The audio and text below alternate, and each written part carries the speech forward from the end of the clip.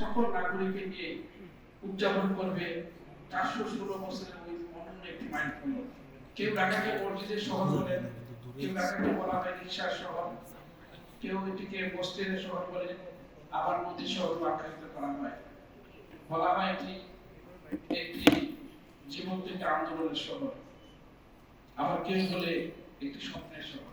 এই সবকিছু সমন্বয় কিন্তু আসলে ঢাকা শতাব্দীর পর শতাব্দী ধরে গড়ে ওঠা এই ঐতিহ্য, উৎসব, স্থাপত্য, খাবার, শিল্প, সংস্কৃতি এবং মানুষ জীবন চর্চা মিলিয়ে ঢাকা হয়ে উঠেছে এক অনন্য সম্প্রদায়।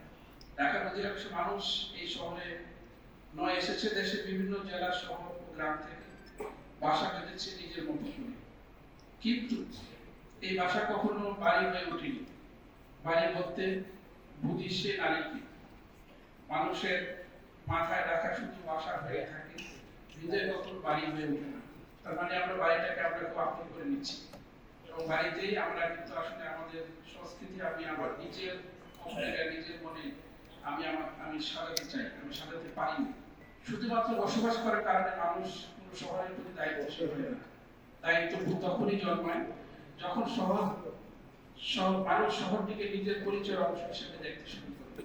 তাই আমাদের ভূমিকা দায়িত্ব শেখানো নয়, বরং এমন এক্সপিরিয়েন্স তৈরি করা যা মানুষকে শহরের সঙ্গে বারবার যুক্ত করবে, সম্পর্ক গড়ে তুলবে নতুন দিগন্ত।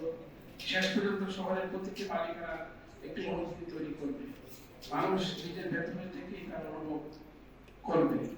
সকল নাগরিককে নিয়ে উদযাপন করবে 416 বছরের ওই অনন্য একটি মাইলফলক।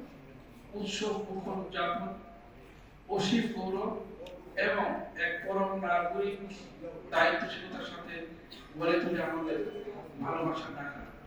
এখন নগরবাসী থেকে তার একটি ইচ্ছা, তার স্বপ্ন, এটি প্রতিফলন ঘটাতে চান সকলকে সম্মিলিতভাবে নিয়ে ঢাকার ইতিহাস এবং ঐতিহ্য এবং ঢাকার যে পুরানো সংস্কৃতি আছে সেই সংস্কৃতিকে লালন করে আমরা আগামী 1 আগস্ট এটি উদযাপন করার আমরা মানসিক প্রস্তুতি আমরা নিয়েছি।